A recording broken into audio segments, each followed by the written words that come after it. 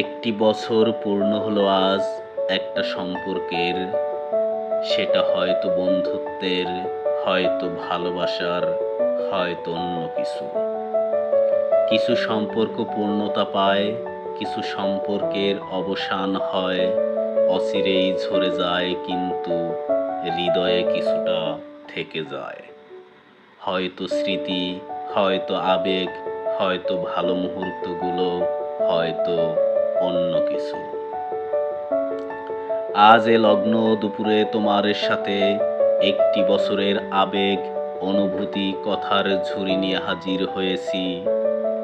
হয়তো কথাগুলোর প্রায়শই ঝুড়িতেই থেকে যাবে, তবুও যা বলা হয়েছে তার প্রতিটি কথাই যেন সহস্র কোটি মায়া আর ভালোবাসায় পরিপূর্ণ।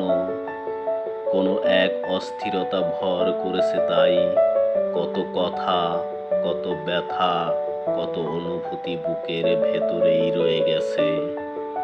তবে যেটুকু সময় তোমার সাথে রয়েছি, কিছু কথা, কিছু খামখেয়ালি, কিছু অবাক দৃষ্টি, কিছু লুকানো অনুভূতি, মনে হয়েছে ইহকালের জান্নাতে অবস্থান করেছি।